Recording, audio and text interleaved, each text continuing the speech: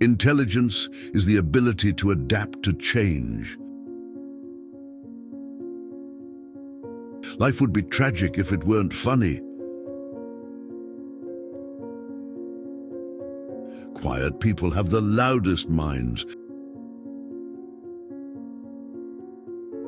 1. Remember to look up at the stars and not down at your feet. 2. Never give up work. Work gives you meaning and purpose, and life is empty without it. 3. If you are lucky enough to find love, remember it is there and don't throw it away. If time travel is possible, where are the tourists from the future? The thing about smart people is that they seem like crazy people to dumb people.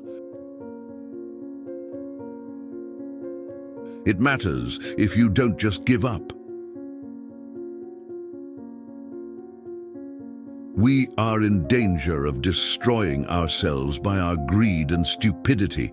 We cannot remain looking inwards at ourselves on a small and increasingly polluted and overcrowded planet. We are just an advanced breed of monkeys on a minor planet of a very average star. But we can understand the universe. That makes us something very special. You cannot understand the glories of the universe without believing there is some supreme power behind it. If aliens ever visit us, I think the outcome would be much as when Christopher Columbus first landed in America,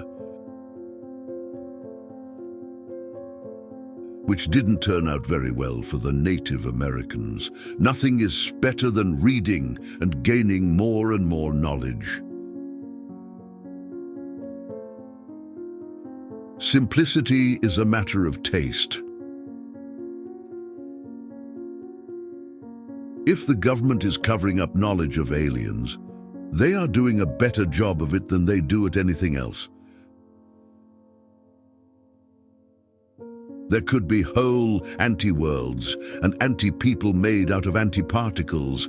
However, if you meet your anti-self, don't shake hands. You would both vanish in a great flash of light.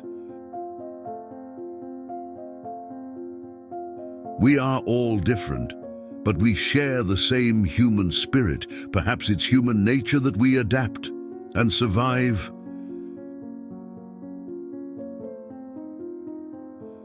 For millions of years, mankind lived just like the animals. Then something happened which unleashed the power of our imagination. We learned to talk and we learned to listen.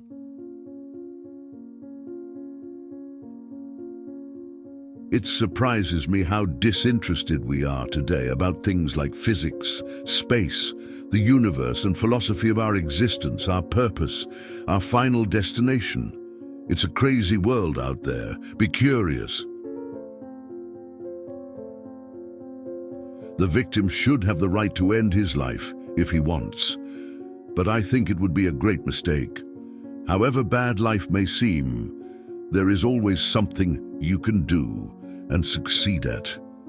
While there's life, there is hope. I think computer viruses should count as life. I think it says something about human nature that the only form of life we have created so far is purely destructive. We've created life in our own image. I have no idea. People who boast about their IQ are losers. The universe does not behave according to our preconceived ideas. It continues to surprise us. People won't have time for you if you're always angry or complaining.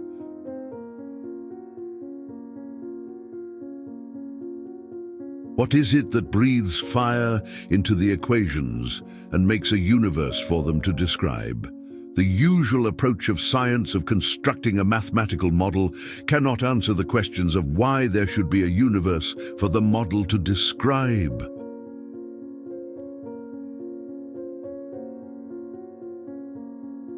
Any physical theory is always provisional in the sense that it is only a hypothesis. You can never prove it. No matter how many times the results of experiments agree with some theory, you can never be sure that the next time the result will not contradict the theory.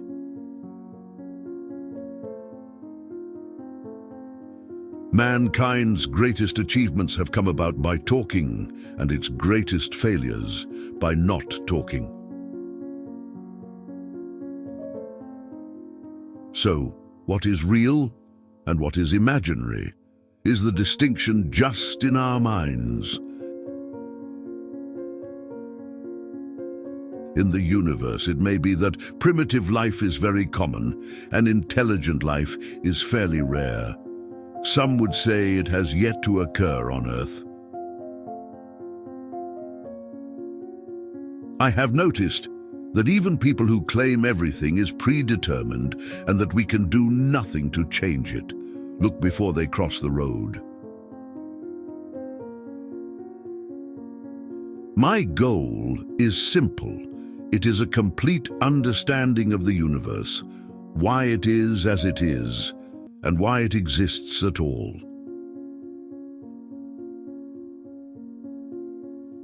I have lived with the prospect of an early death for the last 49 years. I'm not afraid of death, but I'm in no hurry to die.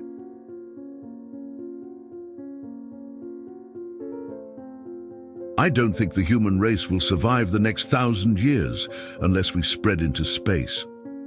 There are too many accidents that can befall life on a single planet, but I'm an optimist. We will reach out to the stars. So Einstein was wrong when he said, God does not play dice. Consideration of black holes suggests not only that God does play dice, but that he sometimes confuses us by throwing them where they can't be seen. To confine our attention to terrestrial matters would be to limit the human spirit. We only have to look at ourselves to see how intelligent life might develop into something we wouldn't want to meet. It is not clear that intelligence has any long-term survival value. Eternity is a long time, especially towards the end. We each exist for but a short time, and in that time explore but a small part of the whole universe. We find ourselves in a bewildering world. We want to make sense of what we see around us and to ask, what is the nature of the universe? What is our place in it, and where did it and we come from? Why is it the way it is?